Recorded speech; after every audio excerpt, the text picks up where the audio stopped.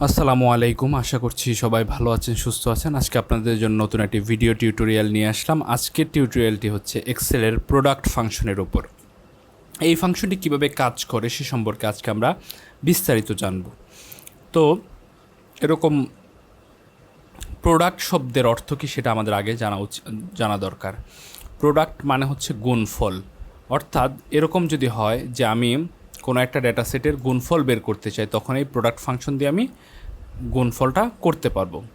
Normally কি হয়, আমরা যদি এখানে দেওয়া আছে কয়েকটা হচ্ছে আইটেমের নাম দেওয়া আছে এবং তাদের কোয়ান্টিটি, তারপর প্রাইস দেওয়া আছে, কোনটা কত দাম এটা দেওয়া আছে। সো এখন আমি যদি জানতে চাই পেন টোটাল কত টাকার আসবে, যদি 8টা পেন কিনি এবং প্রত্যেকটা পেনের দাম যদি 10 টাকা হয় তাহলে কত টাকা আসবে, আমরা জানি 8×10 = 80। সো এই জিনিসটা, এটা তো ছোটো সংখ্যা, আমরা এই জন্য মুখে বলে ফেলতে পারি, কিন্তু এরকম অনেক বড় সংখ্যা থাকতে পারে, তখন এটা কীভাবে আমরা এক্সেলের মাধ্যমে বের করতে পারবো সেই জিনিসটা আমরা দেখব। সো এটা বের করার জন্য এক্সেলের প্রোডাক্ট ফাংশন আছে। প্রোডাক্ট মানেই হচ্ছে গুণফল।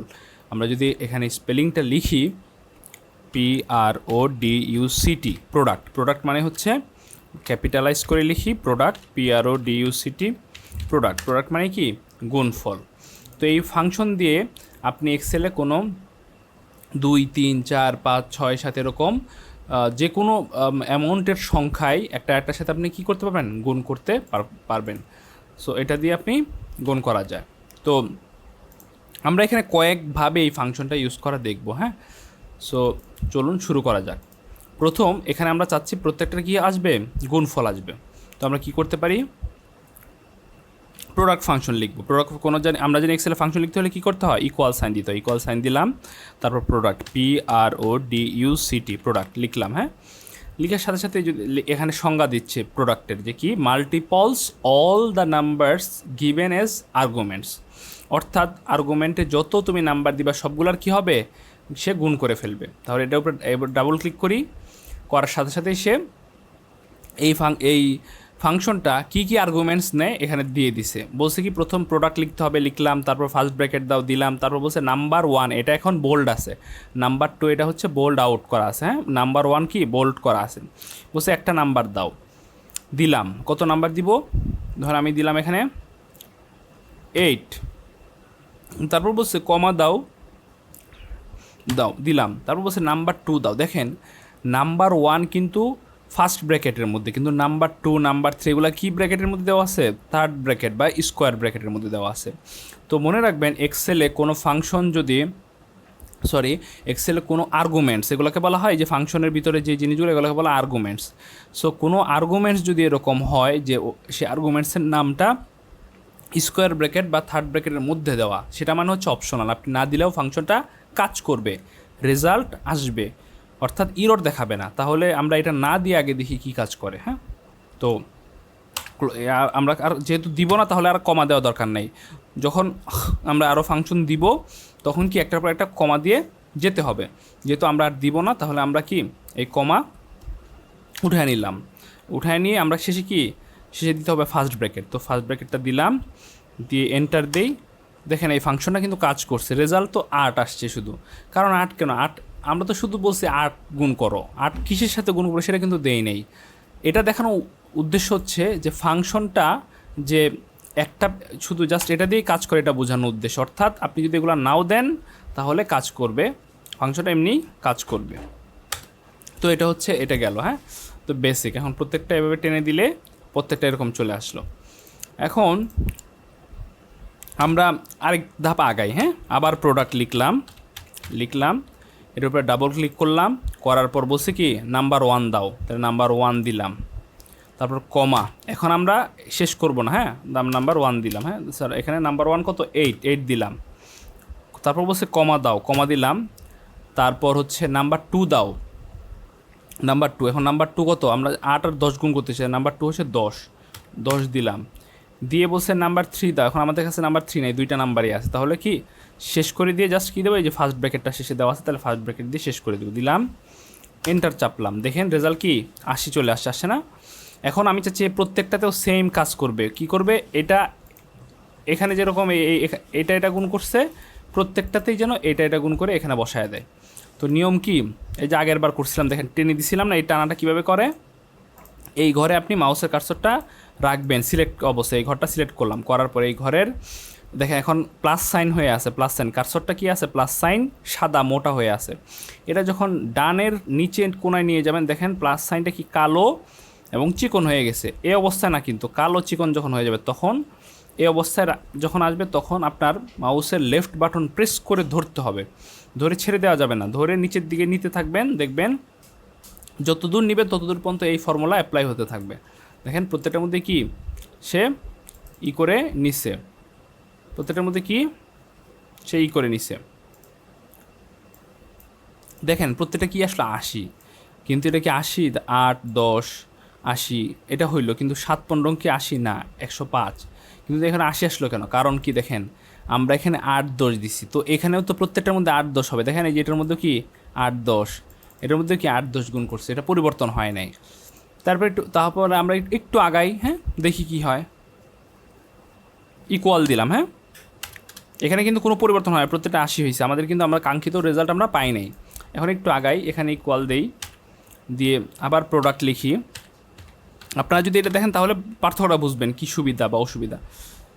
ক্লিক করলাম, তারপর কি নাম্বার 1 দাও, এখন আর আমরা নাম্বার এই যে আগে কি দিছি 8,10 দিছি না, এভাবে আমরা নাম্বার আর দিব না, না দিয়ে কি ঘরটা দেখায় দেয় যেখানে এই নাম্বারটা আছে, তো ঘর দেখানোর নিয়ম কি, এই ঘরে এই নাম্বার চাচ্ছি, তাহলে এই ঘরটা দেখা দেবে, এখানে একটা ক্লিক করলেই এই ঘরের নামটা সে নিয়ে নিছে, কত D5 নিয়ে নিছে না।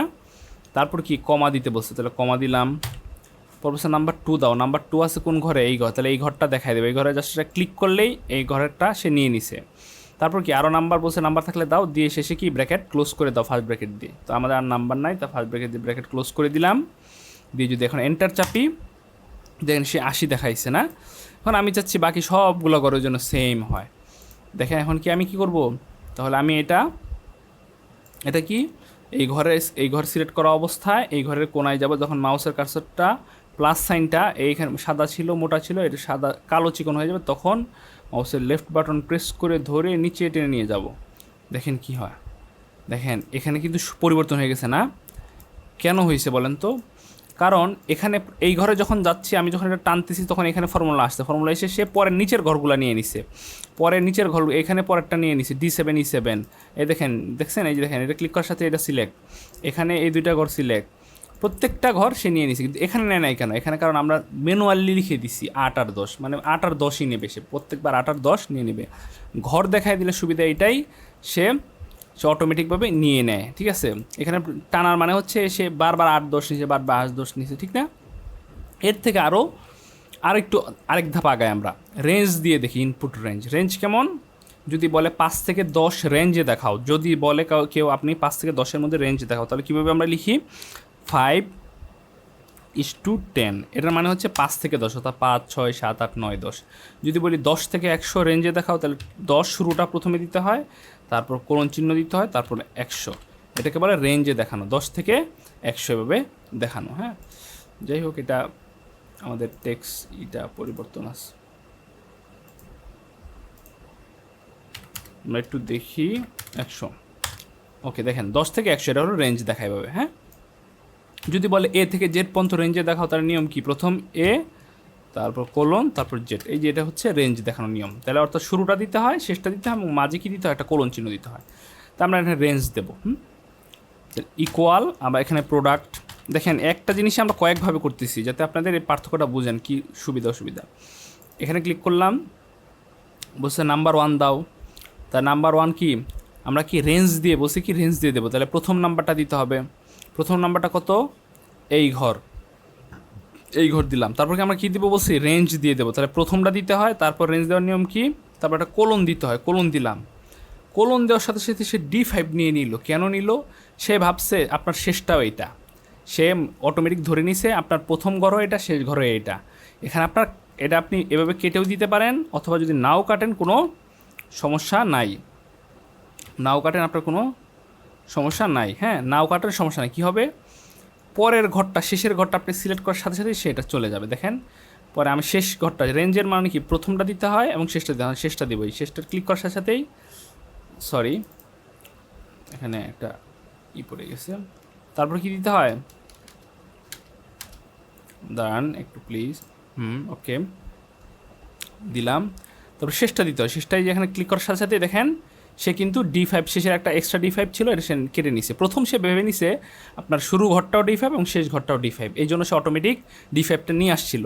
কিন্তু যখন আমরা শেষটা সিলেক্ট করে ক্লিক করছি তখনই সে D5টা সরায় E5, অর্থাৎ এখানে বোঝাচ্ছে D5 থেকে শুরু হয়ে E5 পর্যন্ত যা থাকবে সবগুলো তুমি গুণ করো, গুণফল। হ্যাঁ, তারপর কি ব্র্যাকেট ক্লোজ করে দিব, দিয়ে এন্টার চাপি, দেখেন 80 কিন্তু নিয়ে নিছে।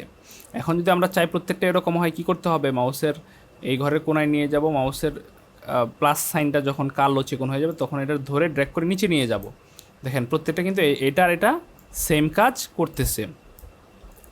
আরেক ধাপ আগায় আমরা, হ্যাঁ, সেটা কি আবার ইকুয়াল দিব, প্রোডাক্ট লিখব, লিখলাম, এটার উপর ডাবল ক্লিক করলাম, তারপর বলছে নাম্বার 1, নাম্বার 2। এখন আমরা কি দেবো, রেঞ্জ উইথ ড্র্যাগিং, মানে ড্র্যাগ করে রেঞ্জ দেবো, এমনি লিখবো না একটা একটা করে। কি করব, এটা কীভাবে নিয়ম কি, শুরু থেকে শেষ পর্যন্ত আমি শুরুটা কোনটা, শুরুটা এটা, তো এটার উপরে মাউসের কার্সরটা এখানে নিয়ে লেফট বাটন প্রেস করব, মাউসের লেফট বাটন, হ্যাঁ বাম পাশের যে বাটনটা সেটা প্রেস করে ধরে ডান পাশের দিকে নিয়ে যাবো। দেখেন ধরছি, দর্শার সাথে কেমন হয়ে গেছে না, ছেড়ে দেওয়া যাবে না, এভাবে যদি ছেড়ে দেন হবে না, কী করতে হবে, এভাবে ধরে নিয়ে যেতে হবে। ছেড়ে দিলেও সমস্যা নেই, কিন্তু পরে আবার অন্য জায়গায় ক্লিক করা যাবে না, ধরেন যেখানে ক্লিক করলাম এখানে ক্লিক হবে না, আপনি এখানে ক্লিক করে ধরে পরের যে শেষ ঘরটা নিয়ে যাবেন। দেখেন নেওয়ার সাথে দেখেন প্রথম কি D5 আছে, ওখানে খেয়াল করেন D5 আছে, পরে কি হয়ে গেছে দেখেন এই পর্যন্ত নেওয়ার সাথে সাথে E5 পর্যন্ত নিয়ে গেছেন, নিয়ে তারপর আপনার ব্র্যাকেটটা ক্লোজ করে দিবেন, দিয়ে এন্টার চাপেন, দেখেন সে 80 দেখাচ্ছে। এখন সেম করতে চাইলে কী করতে হয়,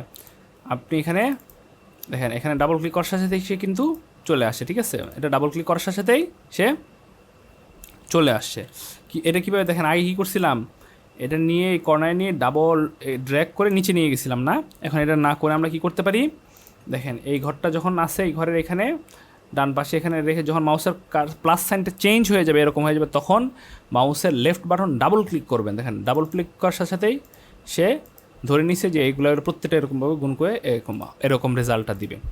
তো এভাবে কিন্তু এখানে কয়েক ধাপে দেখালাম, বেসিক এবং ম্যানুয়ালির থেকে এই সেল নাম্বার ইনপুট দিয়ে, ইনপুট রেঞ্জ দিয়ে এবং রেঞ্জ উইথ ড্র্যাগিং করলে অনেক বেশি ডাইনামিক হয়। এই তিনটা কিন্তু ডাইনামিক, আর এগুলো কিন্তু ডাইনামিক না, এগুলো কি ধরে ধরে বসাইতে হয়। তো এই জন্য আমরা সবসময় চেষ্টা করবো এভাবে করতে, ডাইনামিক ওয়েতে, যাতে আমাদের কোনো ডেটা, ধরেন এখান থেকে আমি ধরেন একটা 5 দিয়ে দিলাম, দেখেন এই তিনটা রেজাল্ট চেঞ্জ হয়ে গেছে, এটা রেজাল্ট চেঞ্জ হয়েছে হয় না, এই তিনটা রেজাল্ট কিন্তু চেঞ্জ হয়ে গেছে। তো এটাই সুবিধা। তো ডাইনামিক ওয়েতে করলে এই সুবিধা, আপনার যখনই এখানে চেঞ্জ করবেন এখানে অটোমেটিক চেঞ্জ হয়ে যাবে।